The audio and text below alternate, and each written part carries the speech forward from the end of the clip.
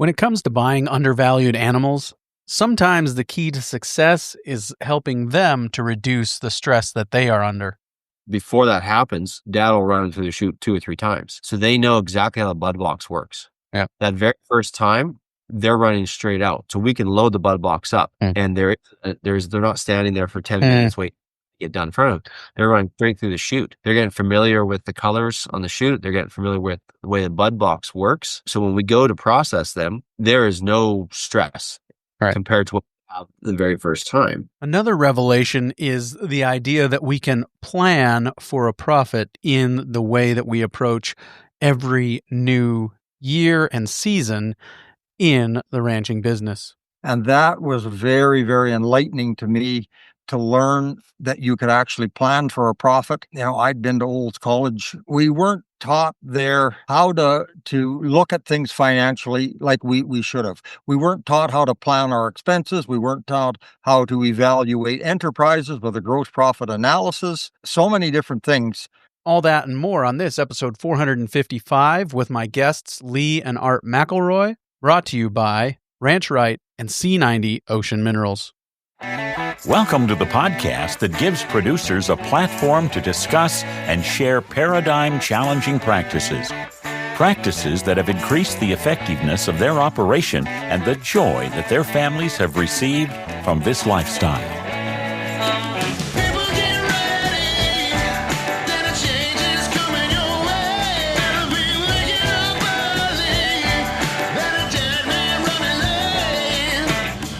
Howdy, everybody. It's Clay Conry, host of the Working Cows podcast, recorded exclusively in the Understanding Ag studios.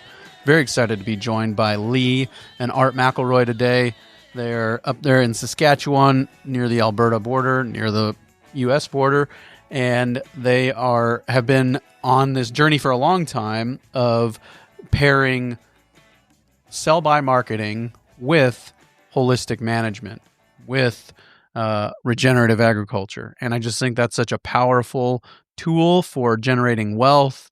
And we're going to talk to them about that journey, how they got started on it, and the ways that they approach the different aspects of their business. But before we have that conversation, we will hear a word from our sponsor today, Ranch Right.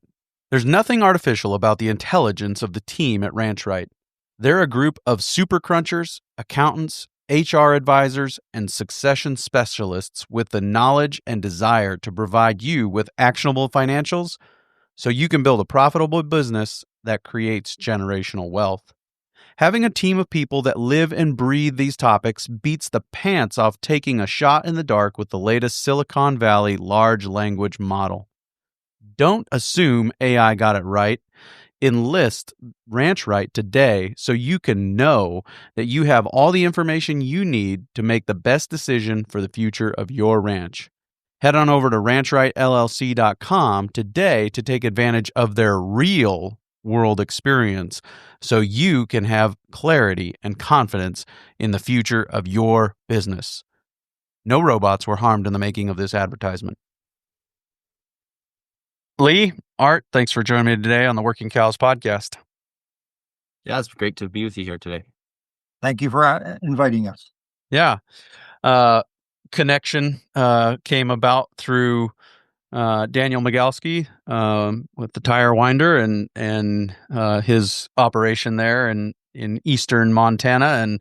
And he put us in contact and appreciate that connection. And Lee and I spent some time on the phone and talked a little bit about the journey that you guys have been on regarding holistic management and the sell-by marketing. And I think that really there's probably no more economically powerful ranching strategy than when we put those two things together. And so I guess I kind of wanted to talk to you about the journey that you've been on with regards to those two strategies and kind of how you got introduced to each of them and how you've been putting them into practice, I guess. So maybe we'll start, Art, with you and your story and how you got introduced to those ways of thinking. Okay, Clay. It was early 90s when I was prompted by the good Lord that it was time to leave the secure family farm just east of Calgary, Alberta. And we started looking for another place to relocate, and a unique way, the Lord brought us here to Frontier, Saskatchewan, which is typically pretty dry country. It was cheap land to buy here, Clay, but you can't compare apples to apples because the soil at Calgary, pretty high quality, pretty consistent rain, pretty sure crop country. At Frontier, soil quality is much lower, very high clay content, very low organic matter, but I needed a challenge, and the good Lord knew that I need to learn a little faith and trust, I guess. So anyways, we moved here in February 17th of 1996. Lee was born a year later. We moved a farm here, basically, my wife and 7 children, and we started out here. It was quite a challenge to get things figured out of what to do. There was only one crop I grew in Calgary, and that was canola that they grew a little bit of here. Other than that, everything else was new. So we continuous cropped in this country, which is was at that time half and half country, half cropped, half summer fallow. We continuous cropped for 11 years. A few of those years were okay, Clay. Financially, most of them were not. We knew we had to make some changes. But in 1998, a friend of mine had recommended to me that I take a Ranching for Profit course. And I did that through a home study course. At that time, they had a home study course, and my oldest son and I did that. And we would send in our work, and they would mark it and grade it and question it. And that's the way we did it. And that's what got me actually started thinking that maybe there was something different that we needed to do. But as we farmed and cropped here, and we always had cattle here because we had quite a bit of grass. And it wasn't long after I got here that I could see that a lot of this land had been broken up just to get what they call quota acres for the Canadian Wheat Board at that time. It should never have been broken up. And I started seeding grass back, I think, the second year after I was here. And it was a slow process. And grass in this country takes quite a while to establish. Typically, dry years and a lot of kochia. You always got a cover crop with kochia. You don't have to seed one. And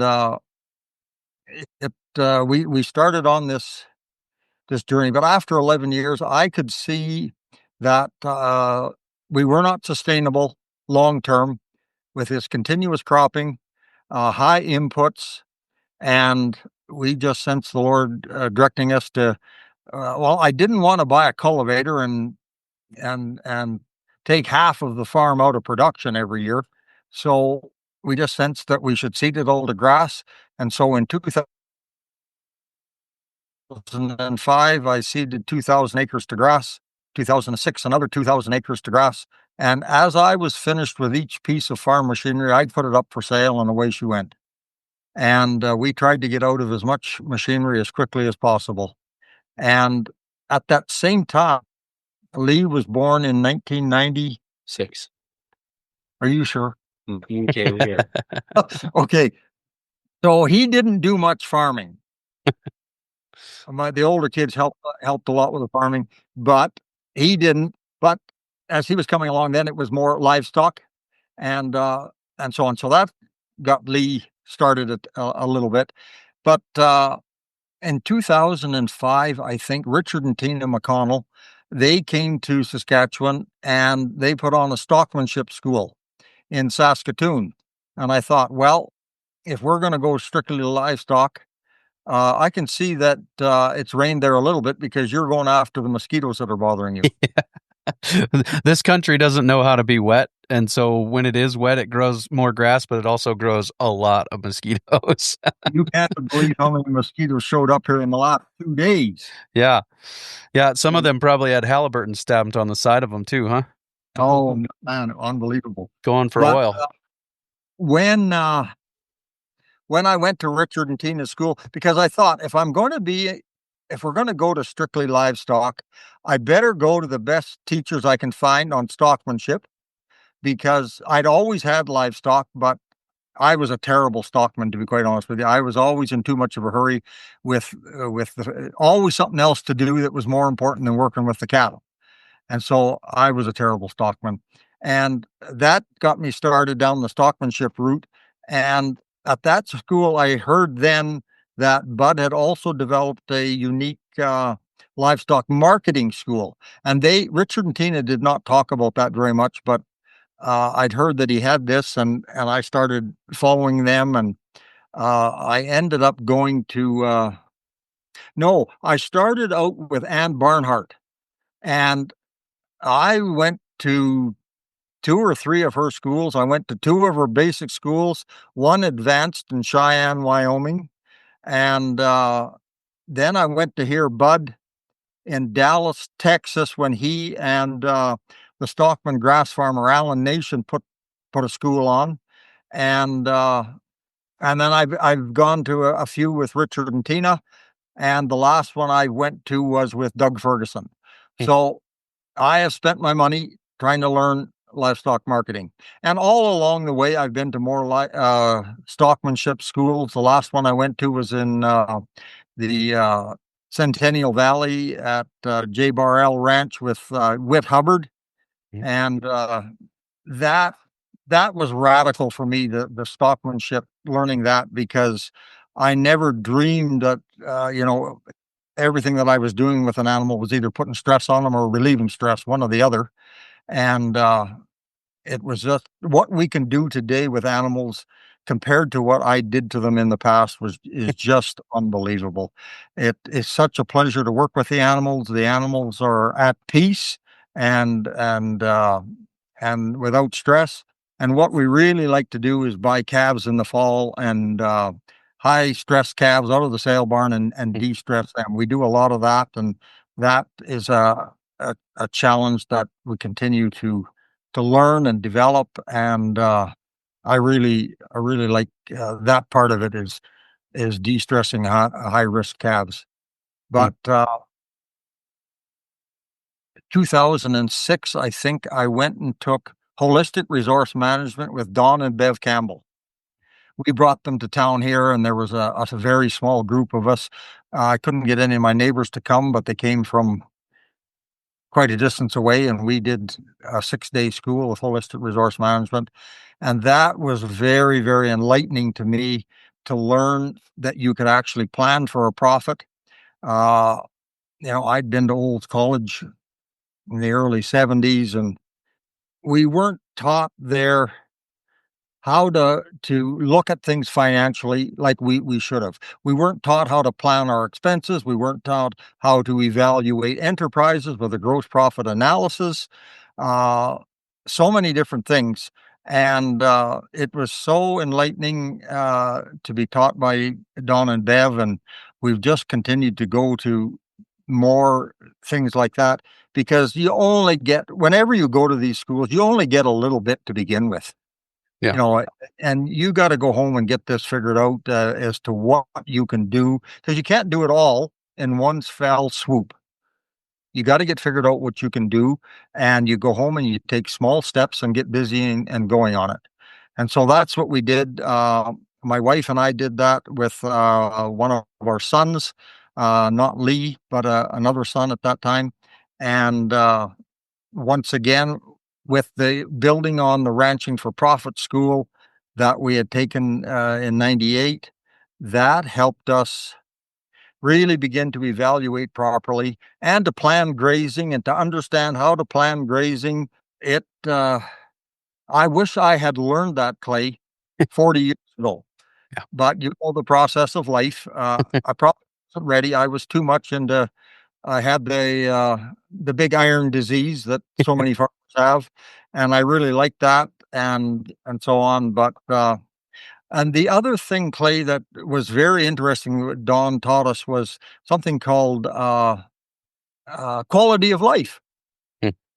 Now, you young guys don't think about that, but you got to get a little older before you really start thinking about your quality of life and what you're doing and where you're going and what you're trying to achieve. And the business of goal setting is quite interesting. That was very, very difficult for me. But it's something I persevered at and tried to implement in every decision that I made. Will it meet the goals that we had set for my wife and I did that together. And but that part was very challenging for me. And, but it was a good part of it because, men don't like touchy-feely things. We like things that are more concrete and so on. But it's an important part of it because if you don't have a goal, what do you aim for, So, Yep. Here we are 20 years later in straight grass, sell-by marketing. Lee and Kennedy came home in 2020 at the beginning of a pretty dry stretch. And I think they've done marvelously picking things up and learning and making it their business now because they're in ownership in the business, and adding a sheep enterprise, which, should have been here years ago because mono grazing is not much better than monocropping. And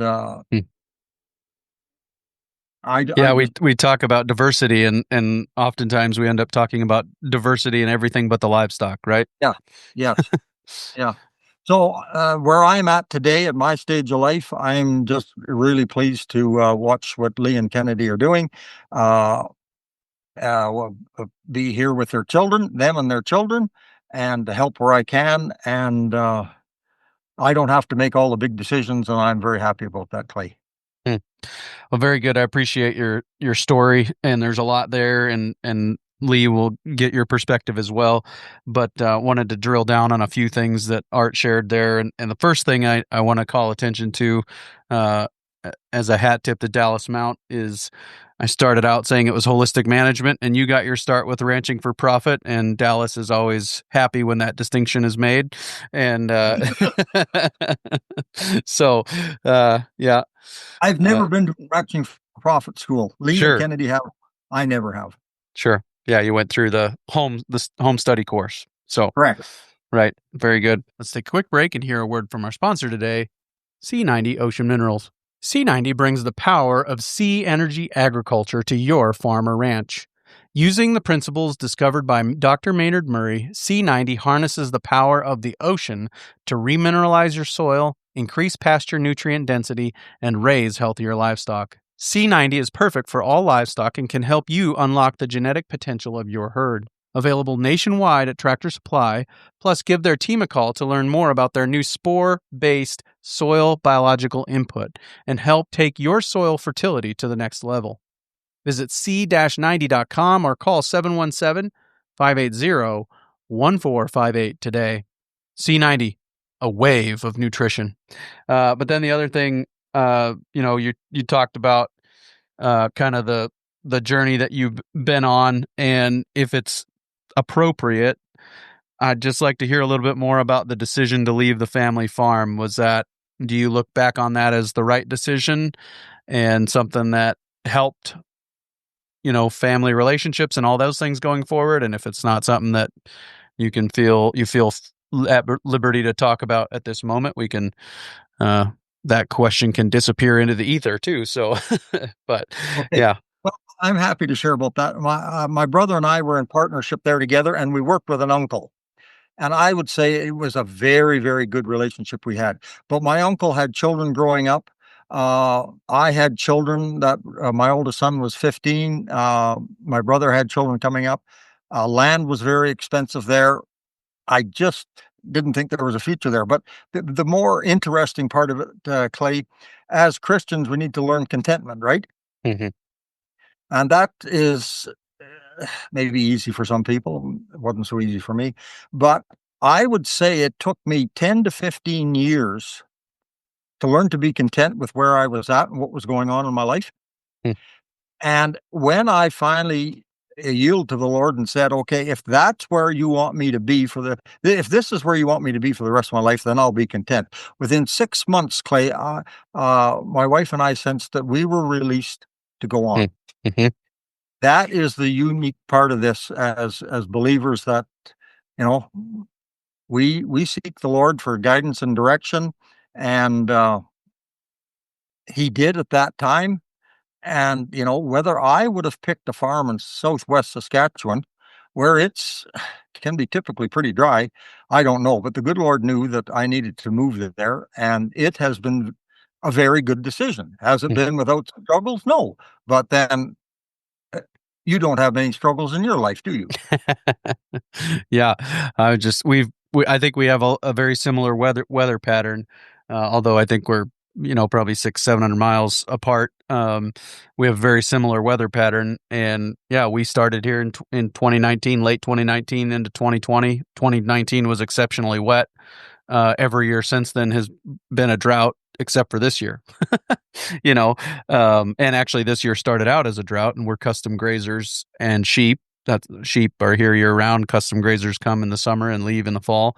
And this year, March and April is kind of when we were making that decision. We was like, nope, not a year to bring in custom grazing. And then April 28th, it started raining and it never stopped. And so, but that was the decision, what helped us make that decision. So, it's just, you never know what the year is going to bring. You try to make the best decision with the information you have and go forward. So, yeah, I guess we can come back to some of these other things as we go on through the conversation. But Lee, what has been your experience? Grew up predominantly with cattle, and kind of had this mindset from your earliest memories, I suppose. So, kind of what's been your journey? And then your dad mentioned you came back here in 2020.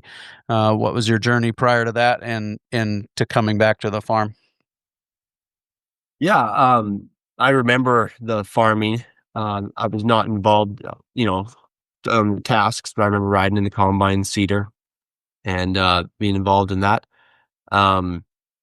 The cattle was always my interest. I always enjoyed riding the horses and doing the cattle work. So that was where, when we did go all to farming, I was not, as a kid, you don't have really a big opinion about it. It doesn't matter, but I was pretty happy that was the direction instead of the other way. And so, growing up, I always kind of wondered what I would end up doing, had different interests. And I remember asking my dad once if he wanted any of us boys to come home. I have 3 older brothers and 1 younger. And at this time, none of my older brothers had come home. And so I was feeling that, oh, what if no one comes home? What will happen then? And my dad just said, well, you guys have to choose the life that God has for you, and you have to follow God with that. This is what I was supposed to do, and you guys need to do what you need to do. And that gave me a peace, not feel that we were leaving Dad and for what he had worked so hard for. And so when I left home at 18, I still didn't know what I was going to exactly do. I wanted to do some traveling, so I ended up in Hawaii. And I lived there for 2 years, working with a nonprofit organization. And it was working with people. So it was kind of like animals. Sometimes I used stock handling, just de-stress some of the people. I was working with homeless people and then low-income people with food distribution and just whatever their needs were.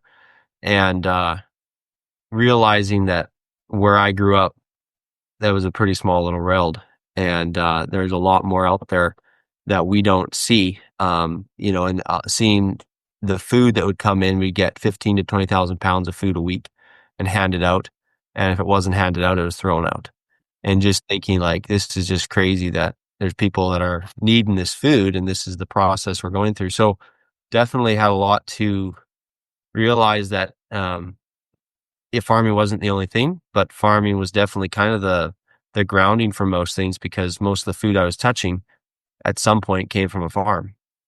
And so kind of got brought back to thinking about the agriculture and whatnot. And when my wife and I first got married, we were living in a city, and I started watching Greg Judy and who else was that? Joel Salatin quite a bit on YouTube. And Joel Salatin, he's kind of whatever people make videos of him. He doesn't do it himself, so he's tough to find, but still very good. And then I just decided I knew I wanted to be back in agriculture. And my wife and I were kind of looking around for jobs or opportunities to maybe take over places. The reason we weren't thinking about home here on this place was because it was just so dry. And that was the one thing that held me back, because I saw so much struggles and not realizing the benefit in those struggles at the time. But then realizing when we were thinking about what do we do, I wouldn't find a better place to have mentors and people that would work with me than my parents. No one's going to know me as good as my parents do. No one's going to want me to have this more than my parents are probably going to want me to have it. So we made that decision and called my parents and asked if we could come home, and they said, yeah. So when we got back to the farm here, it was just starting to learn lots of things. We did understanding the egg course online right away. We did a few other online courses. I can't remember what they were, but then in the fall, we went and did a Doug Ferguson school, my wife and I together. I had done one with Richard and Tina when I was 16. It was a combination of the stockmanship and the marketing. So I hadn't done a whole lot of that growing up. I would go to the auction, but not doing the numbers and whatnot, but I understood it. And that piece. But getting back to appreciating the struggles, I think about a year in, came to me that if I can make it through dry years, I can make it through anything.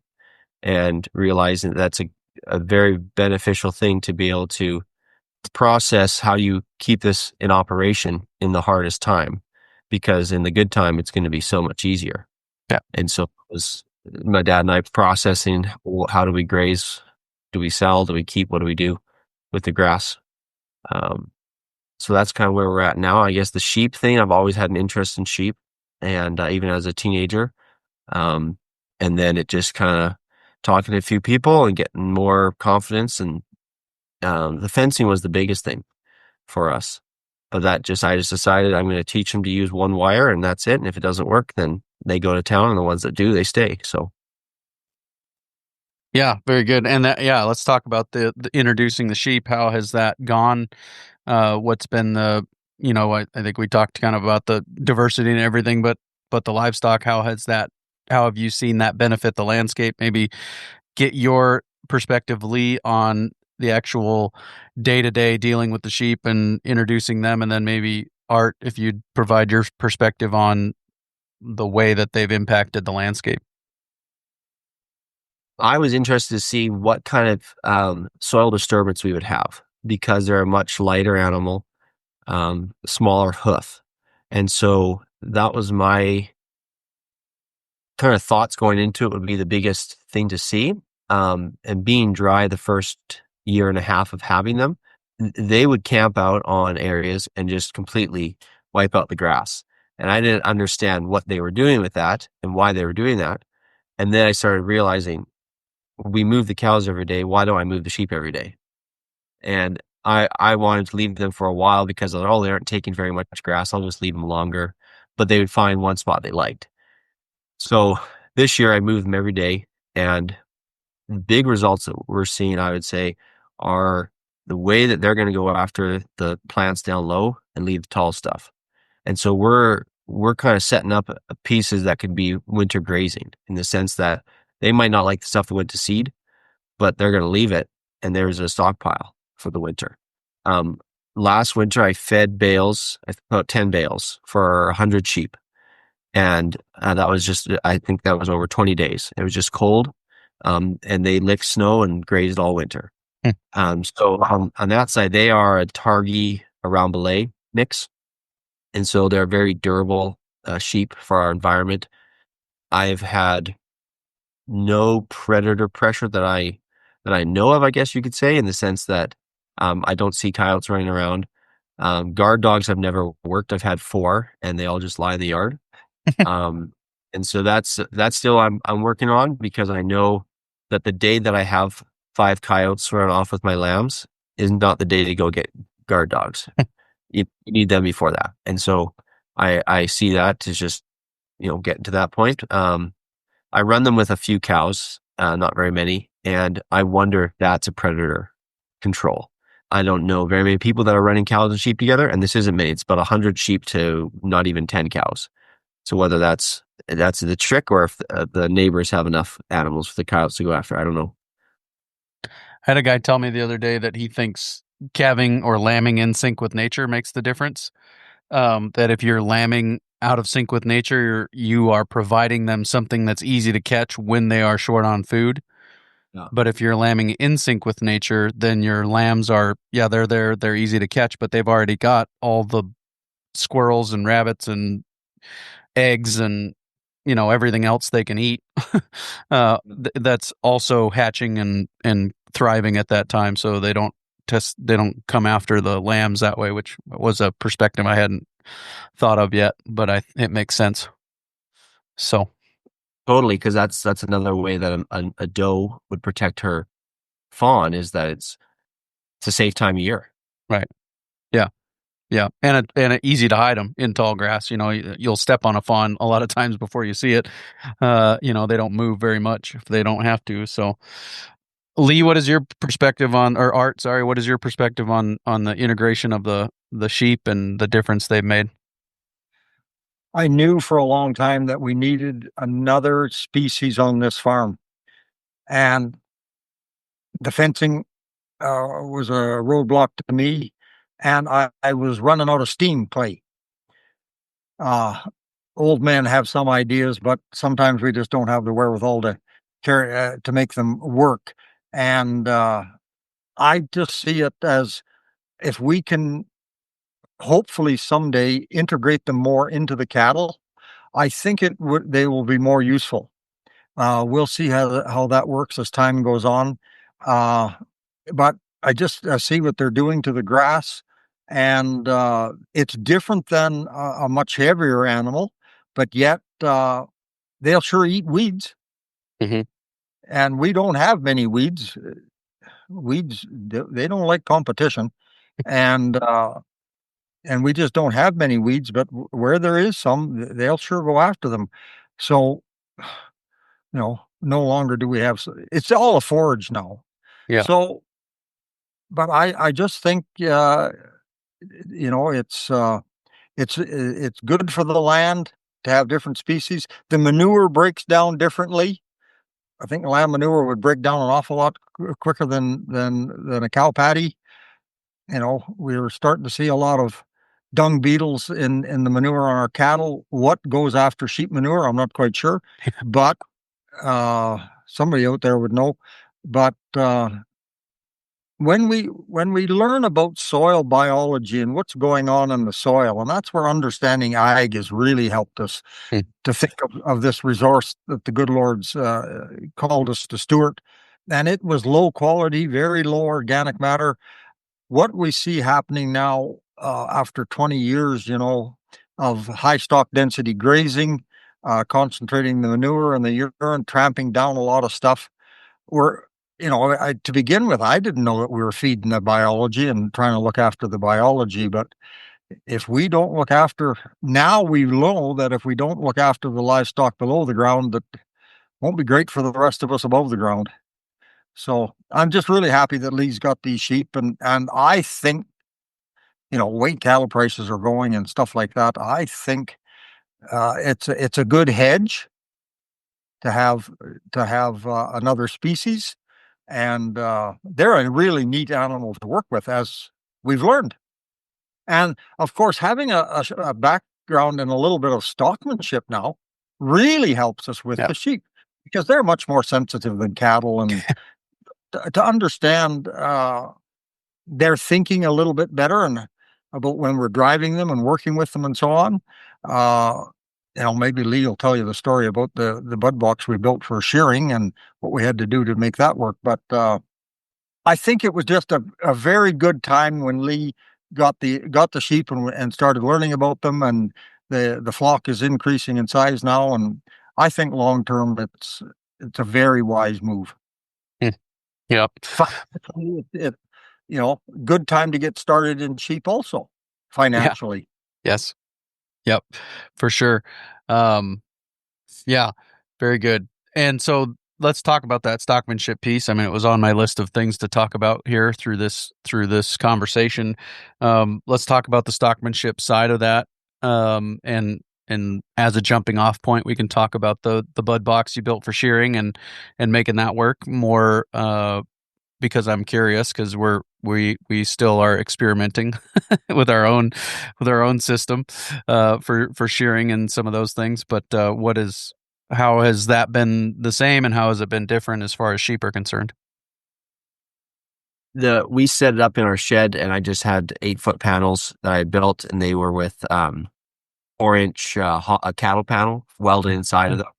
And so when we put them in there, we brought the sheep in the day before. We thought, let's see how this works, make sure it's good, so we're not, messing around the day of.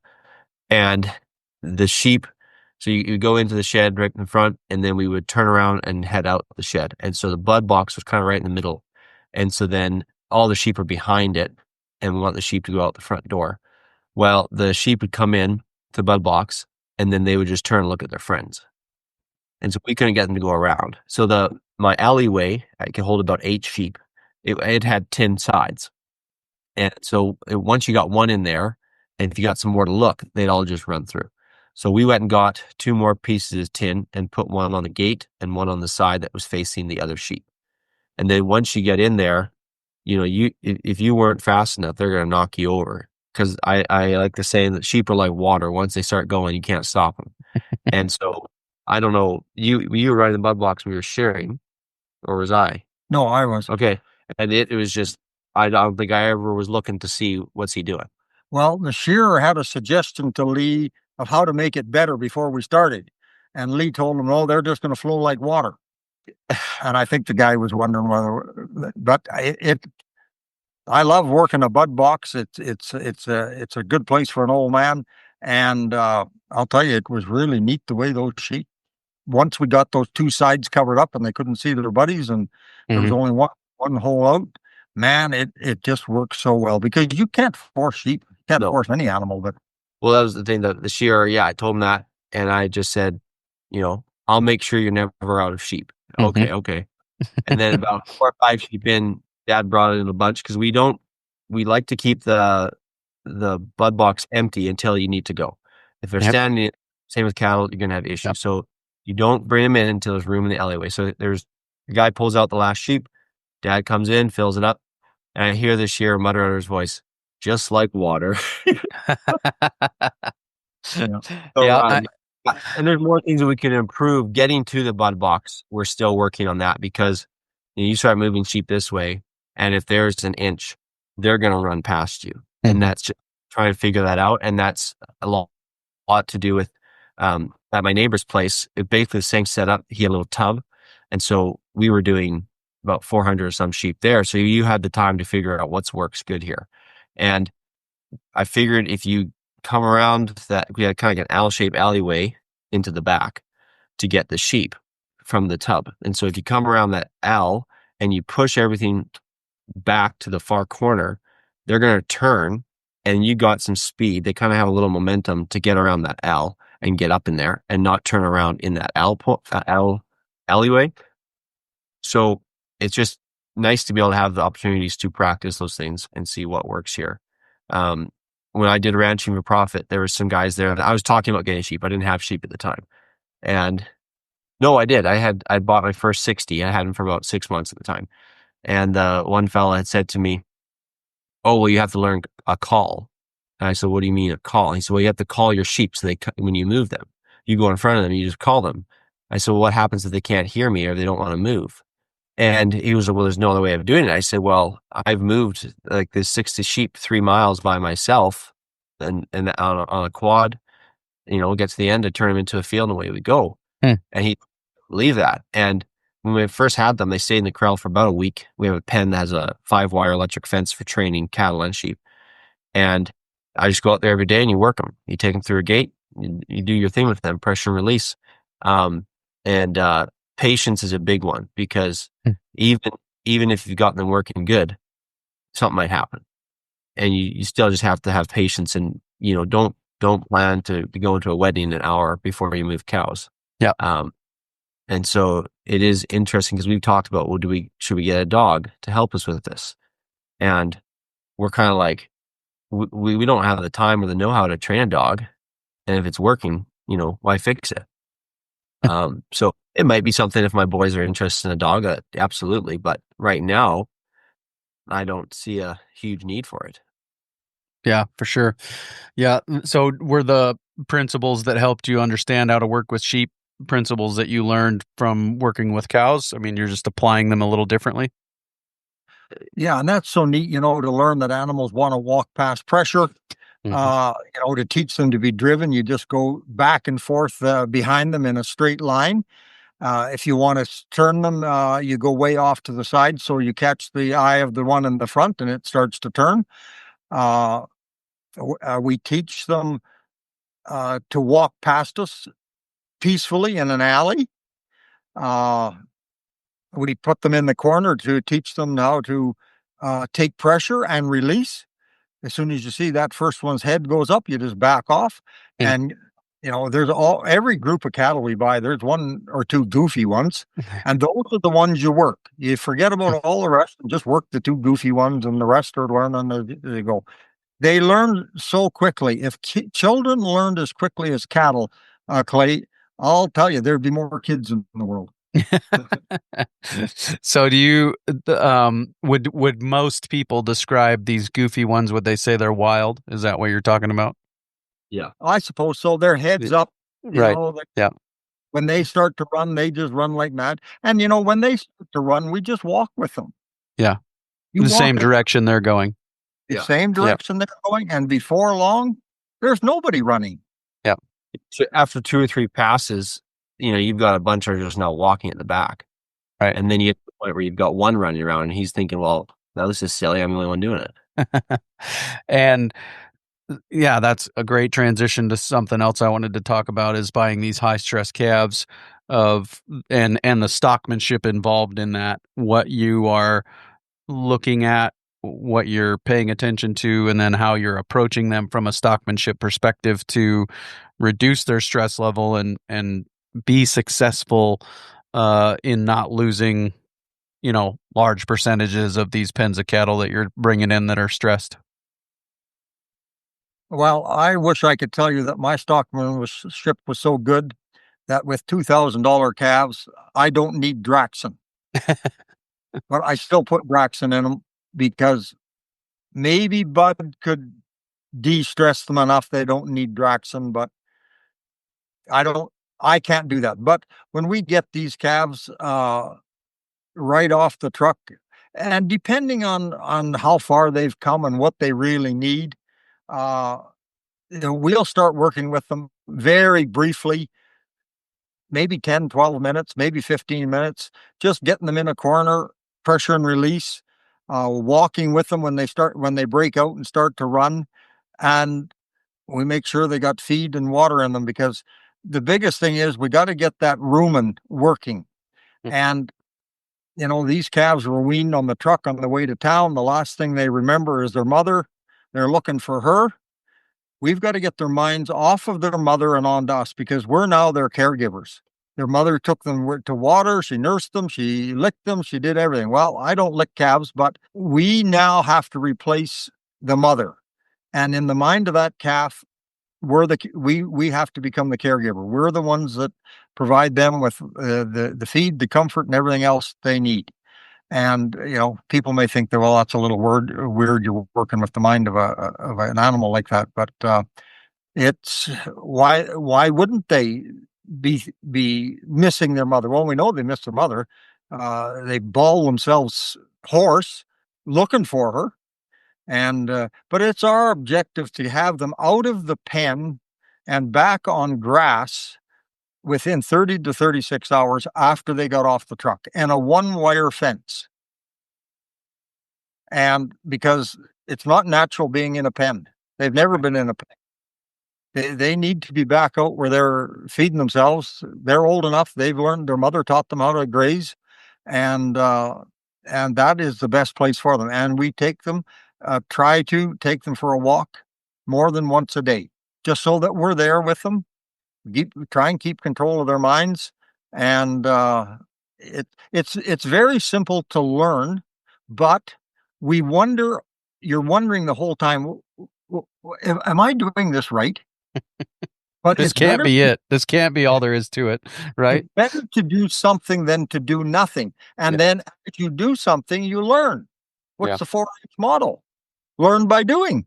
The other part that's very helpful, we get back to another stressful point, is putting them through the chute and give them a shot of Drax and whatever else we do to them. And so before that happens, Dad will run through the chute 2 or 3 times. So they know exactly how the bud box works. Yeah. That very first time, they're running straight out. So we can load the bud box up. And they're not standing there for 10 minutes waiting to get done in front of them. They're running straight through the chute. They're getting familiar with the colors on the chute. They're getting familiar with the way the bud box works. So when we go to process them, there is no stress compared to what we have the very first time. And lower animals that are stress-free or lower stress, whatever you want to say, as they go through and as they are worked, everything you're doing to them is going to be more effective. Your Draxon's going to be more effective. Anything else you do is going to be more effective when they're not stressed. When it is stressed, the effectiveness of those things is reduced anyways. So that's great. Yeah, familiarizing them with their environment, taking them for walks.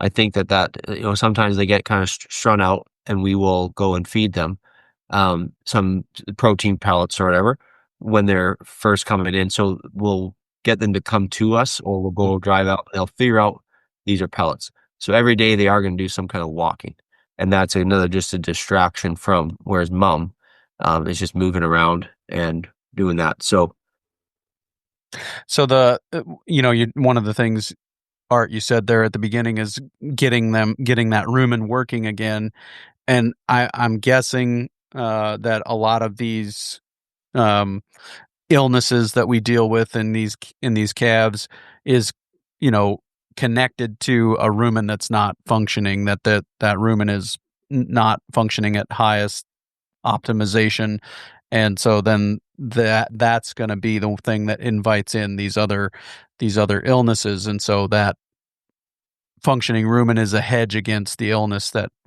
tends to be the thing that we're actually trying to treat, when at the base of the illness is a non-functioning rumen. Is that how you're thinking about it? Yes, we got to get them feed and water in them as quickly as possible, of good feed, so that rumen can really work. That's critical, I think, to lowering the stress level, and then to get them out of a pen. How they walk around a pen 20 times looking for their mother, trying to feel the place. So you got to stop that movement. Cannot let them out into a field with that kind of movement on a one-wire electric fence, or where they'll be. Yeah. As the guy at church told me a couple of years ago, rotational grazing with yearlings means you're grazing at the neighbor's place sometimes too. Well, I can't say that we've ever had that experience. But you got to stop the movement in these calves. You've got to stop it, and that is just stockmanship, and it's so simple to do. It doesn't take a lot of time. It's not expensive, and it's the thing about Draxon is interesting. We know that all these things over time, the bugs get resistant to them, and they have to be some other super duper thing. What will we do when we don't have another Draxon? Or whatever else is out there? And you think of the way we wean calves, Clay.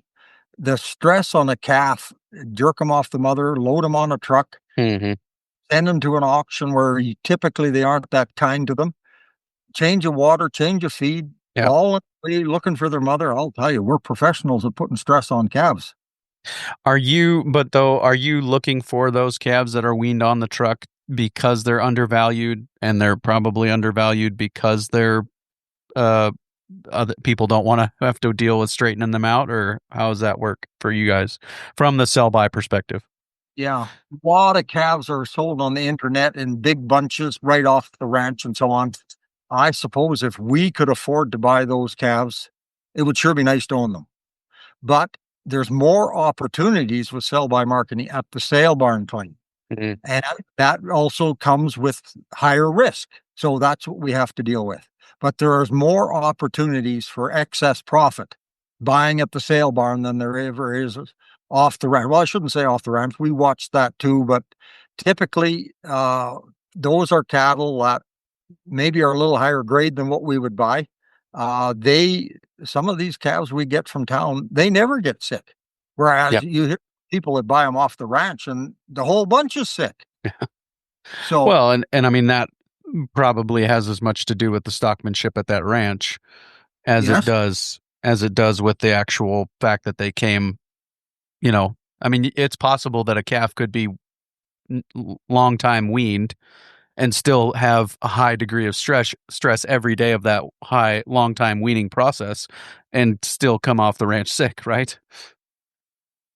Yeah. We've had this preconditioning thing on calves for, 20, 30 years. And there was supposedly a premium that was going to be paid for those calves, but that's all gone by the wayside now. We're pre-vaccinated and pulled off sometimes, or put back on the mother for 2 weeks and then sold, or maybe weaned for 6 weeks and so on. But if that isn't being done right, Clay, I'll take calves straight off the mother any day. Yeah. I think if that leaks isn't done properly, you can end up with a wreck. Yeah. I don't know how to get the perspective that I'm looking for necessarily, so I'll just ask the question and we'll see where we end up. But just talk to me about where I started out saying the power of, wedding, holistic management, with the sell by marketing and just the power of those two things together and kind of the difference that you feel like it's made on your ranch, your farm over the decades.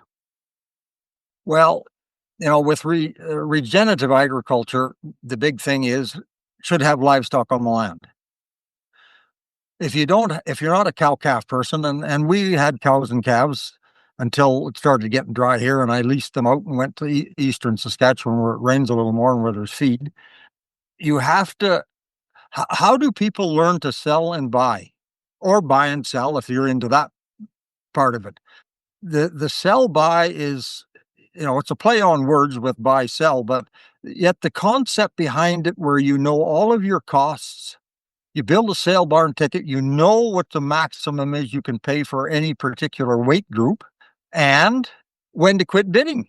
Because if you keep bidding, you're going to bid into your profit.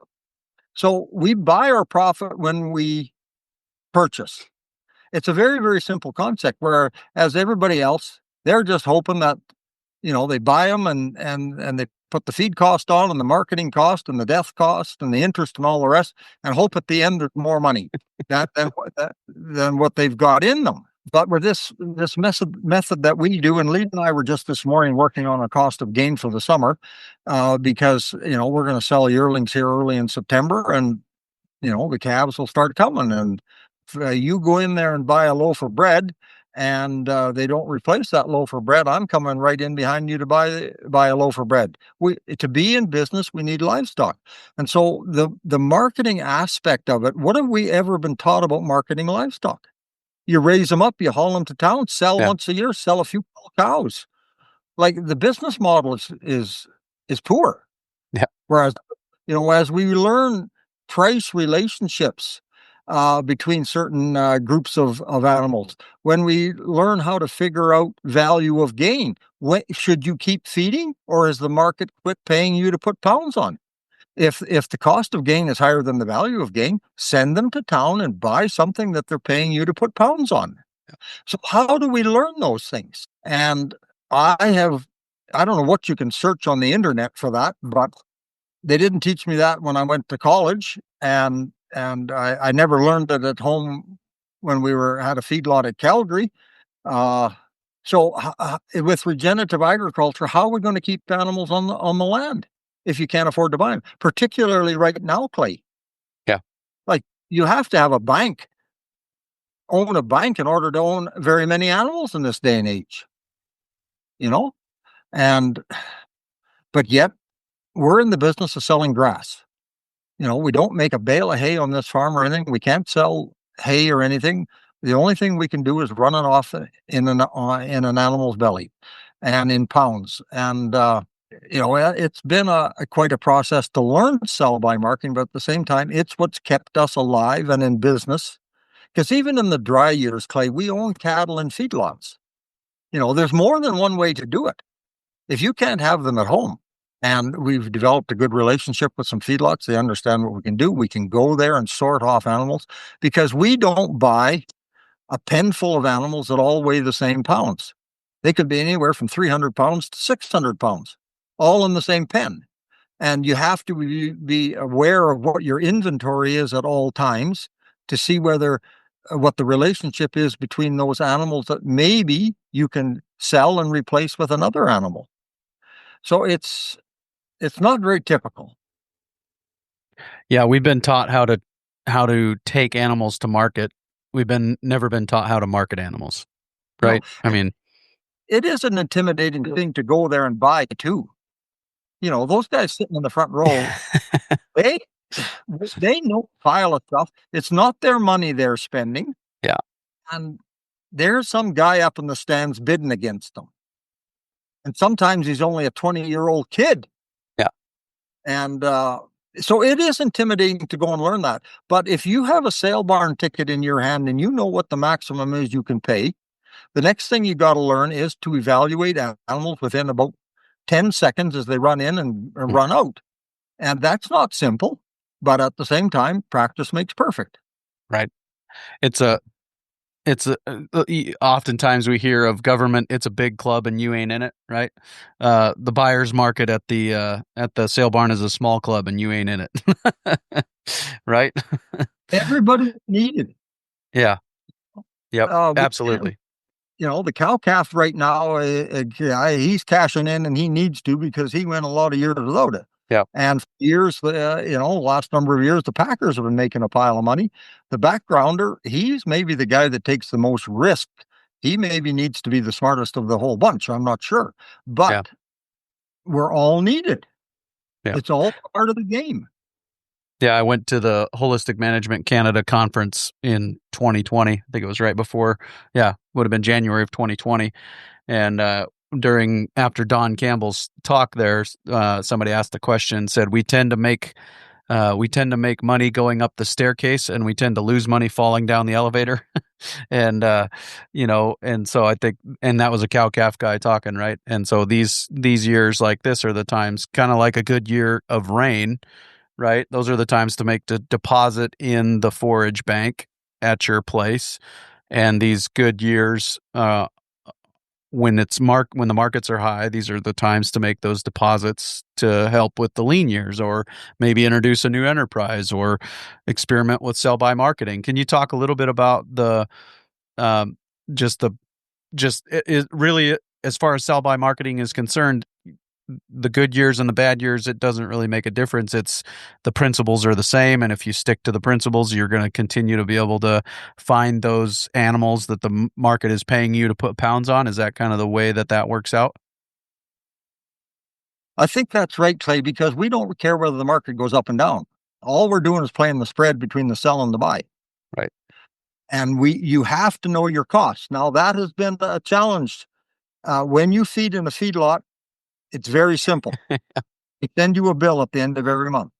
But at home, you've got all of your overhead costs that you have to factor in there. There's so many other things. So, as I say, Lee and I were just working on this here again this morning for this turn of calves that we have right now. And that's a critical part that you have to do yourself to figure out what your true cost of gain is. And people just say, well, it's the feed cost. Well, what about interest? What about death loss? What about yardage? What about marketing? There's lots of other costs that you better have in there. What about paying yourself? Paying yourself. The lights on. Yeah. I went to get help years ago from somebody I thought, and he said, oh, my cost of gain's only 30 or 40 cents. And I thought, jelly. So the next question then, Art, right, is can I send you some calves for that? Right on. Will you guarantee that? Yeah. But an auction is a place where the true value of something is established every time there is a sale. Yep. And you can't go wrong. It is just there. And if you know what you're doing, there are opportunities. And, you follow Doug Ferguson there too. He's always talking about the price relationships between various classes of cattle. And that's something you have to learn. What are the price relationships between what I own and what I could possibly purchase? How many turns are you making a year, or does it depend? That's a Jim Garris deal, isn't it? It depends. Yeah. I don't know. We'd like to do 3, 4 at least. Yeah, I'd say we're probably close to an average of 2, and then we would like to hit 3. Just like this past year, we will be on number 4 this fall for a year, which has been really good. We sold steers last December. I owned them for 60 days. We had about 80 head. Well, you made steers out of them. I made steers out of most of them. Yeah. Yeah, the old bull. And in 60 days, if it was a buy sell version, I made $600 per cow.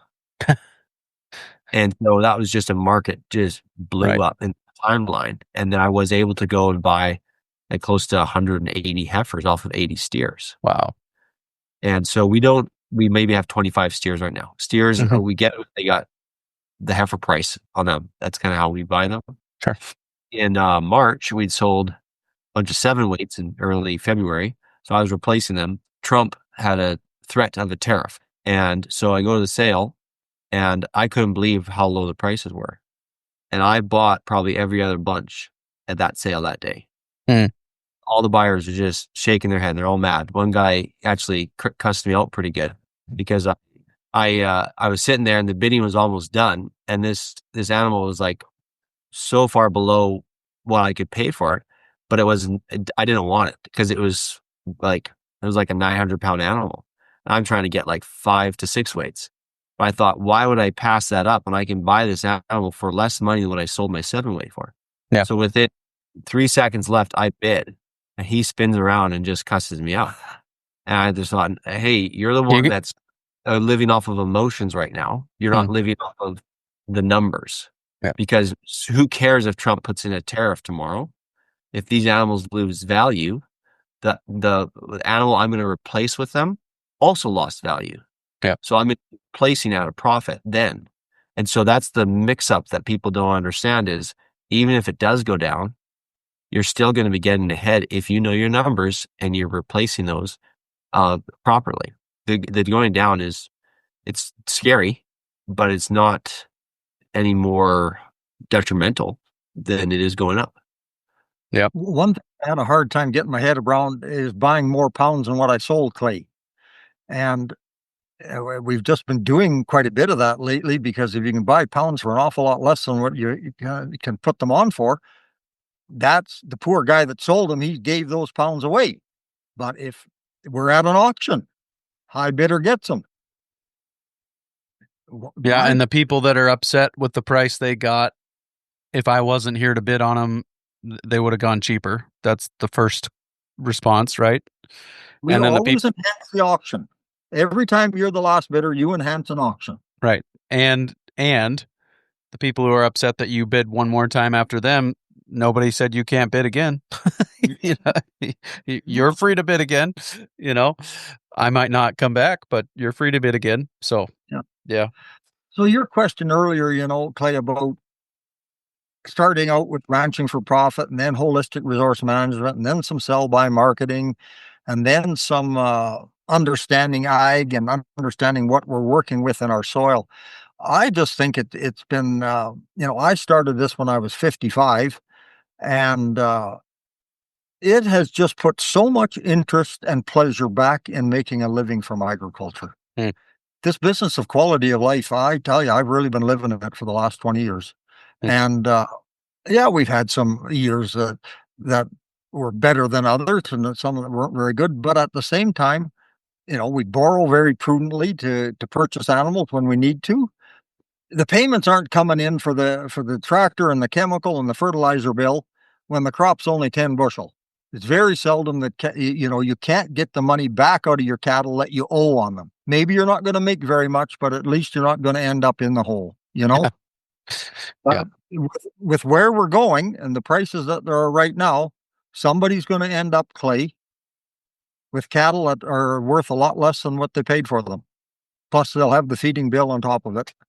So we know that that's coming. We don't know when, but it will come. Yeah.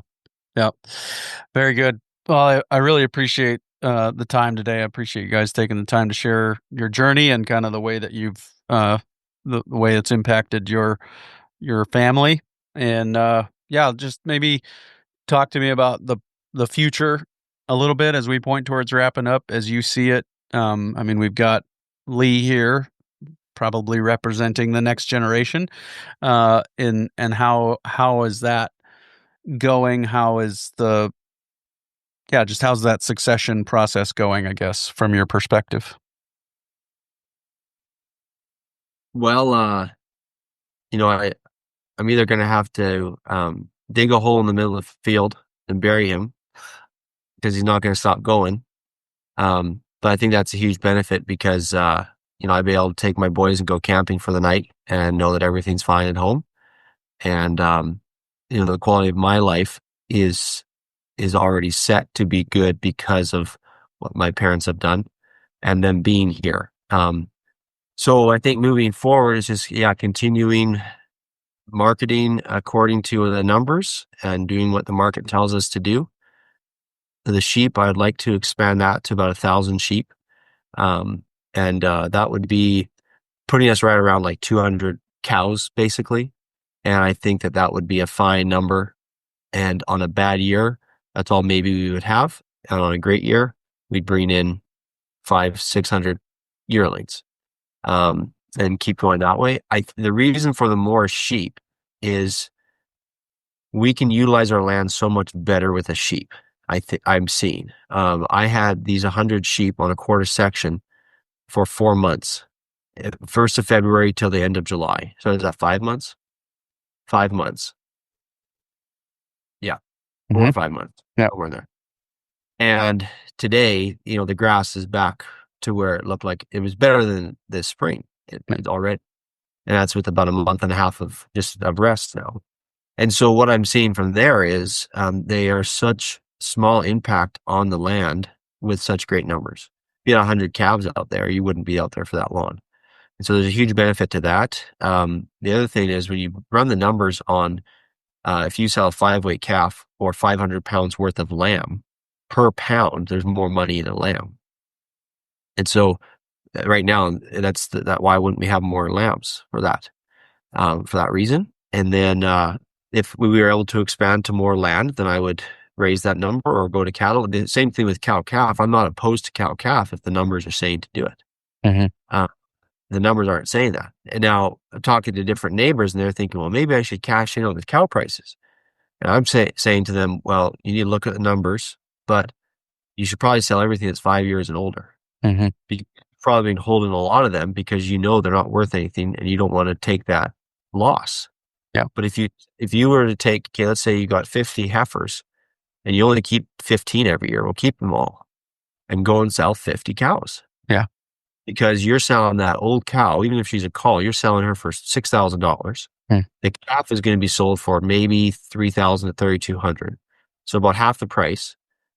But to get to a calf, you're maybe looking at $1,500 worth of feed into that animal. You're still not up to the price that you sold that cow for. Right. That cow a year ago, she was only worth $2,500. So why aren't we getting rid of the old cows? So you just have to be aware of those numbers. Now, if a bred heifer was, $1,200, I'm going to be buying a lot of bred heifers, a lot. So open to whatever the market's going to determine there with that. And I think it's just continuing to work on the quality of life. Kind of the one question that Dad was answering there about the marrying the education and the marketing and lifestyle together.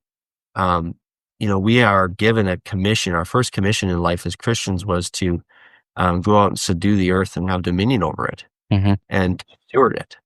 And so that's the one thing that every day when you see the sunrise and sunsets and clouds in the sky and the grass, you just wonder, how could it get any better than this? And so even with all the having to know your numbers and all those things, that's just a small part of trying to manage this properly, trying to make it that the land is producing more.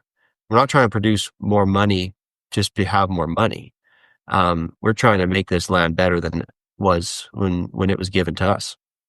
And so just keeping that at the forefront is the most important for me and my wife, and knowing that for our kids too. My kids this summer, a couple of times, would be out driving around, and my son would just say to me, "Dad, we need to stop and look at the grass." So we get down, we look at the grass, and he said, "Let's pray for rain." He's 40. And then the other day, my 2-year-old, we were out and we were digging holes in the dirt to see what kind of bugs we could find, and he was just loving it. And so, if you have time to stop and dig a hole with your kids, take it, because there's gonna be a day where they're gonna want to be riding fast on the motorbike instead of digging holes. But yeah, that's lots of excitement for my wife and I, just to see what we can do here. We just moved our cattle into a field that we've never managed with an intensive grazing setup, just because it's poor land. And what we've decided to do was just go out, and we got a little bit of rain on it, a little more grass, and we're putting bales out. And so we're still moving 3 times a day on this, and we're putting about 3 to 4 bales per day with them, just to see what happens. And so there's another thing that's exciting. We've seen so much growth on so much of our other land. Now we can move to the marginal. And that's one thing with understanding ag that sticks with me. I think about it whenever I see our grass, is work on your best areas and make them bigger. And that just doesn't apply just to the ground, the soil. That applies to everything. If you're good at accounting, now move that into being good at marketing. Yeah. Marketing, now move that into good stockmanship. Yep. And just work what is good, focus on it, and make it get better from there. That Pareto principle, right? You 80% return on 20% of your effort, and try to do those things that do provide the most return, do more of those things and do them better. And yeah, so I think that's helpful for sure. Lee, Art, your perspective on some of those things too, just where you're headed in the future and all those things. I told Lee this morning, I hope I live long enough to see the piece of land that he was just describing to you really come to life. Yeah. Only the good Lord knows how long I'll be around, but I am excited about the future. Agriculture has never been as much fun as it is. I see a real wonderful way to make a living and a place to raise a bunch of kids. And I love telling young people, get off the treadmill of commodity agriculture and figure out how to work with Mother Nature. Yeah. It's a lot more fun and a lot more profitable. She is undefeated, so you might as well work with her. Yeah. And I fought her for 55 years of my life, Clay. Like, how long does it take some people to learn? It's not right. Yeah. Yep. Very good. Art and Lee, thank you for your time today. Thank you, Clay. Thank you so much. Pleasure to be here. Very good stuff there with Lee and Art. Just a wealth of experience. Really appreciate the perspective there of 2 different generations and the way that they've been implementing these ideas over a number of years, and the impact that they're seeing, not only on the balance sheet, but on the financials, or on the soil health and all those aspects of it as well. Coming up next week on the Working Cows podcast, really excited to welcome back once again Gabe Brown and Dr. Alan Williams, and we're going to have a conversation with them about epigenetics and their role in driving profitability with cattle that are adapted to their environment. So look forward to sharing that conversation with you real soon on another episode of the Working Cows Podcast. We'll see you then. We invite you to visit workingcows.net to subscribe to the show via iTunes or Stitcher. You'll also find detailed show notes pages, resources from our guests, and the industry leaders who have influenced them. For more ideas on putting your cows to work for you in a more profitable way, tune in next week.